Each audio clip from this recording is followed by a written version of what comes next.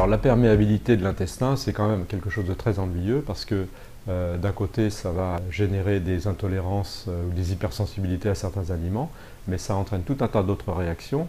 Et on s'est rendu compte que beaucoup de patients qui avaient des problèmes thyroïdiens, en fait, ont des problèmes de perméabilité intestinale. Et notamment les gens qui font ce qu'on appelle des maladies auto-immunes, des gens qui se mettent à fabriquer des anticorps contre leurs propres organes. La maladie la plus fréquente, elle concerne la thyroïde, c'est ce qu'on appelle la maladie de Hashimoto. Vous fabriquez à un certain moment des anticorps contre votre propre thyroïde.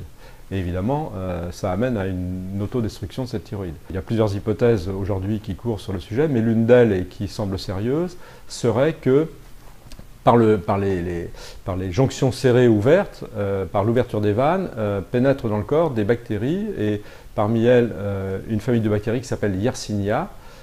Donc notre corps fabrique des anticorps contre Yersinia, et peut-être que le système immunitaire se trompe à un certain moment et se met à fabriquer des anticorps, non plus contre les protéines de Yersinia, mais contre les protéines de la thyroïde, qui sont assez semblables. Bon, peut-être qu'il s'agit d'une erreur du système immunitaire pour diverses raisons qu'on ne connaît pas forcément. Mais en tout cas, on peut faire un lien très fréquent entre la thyroïdite auto-immune, donc de Hashimoto, et la perméabilité de l'intestin. Et il est évident qu'à ce moment-là, on doit absolument, une fois qu'on a identifié cette perméabilité de l'intestin, il faut absolument la corriger. Lorsqu'on a une affection thyroïdienne, et en général, dans le cas du Hashimoto, ça peut commencer par un emballement de la thyroïde, donc une hyperthyroïdie, mais très rapidement ça devient une hypothyroïdie.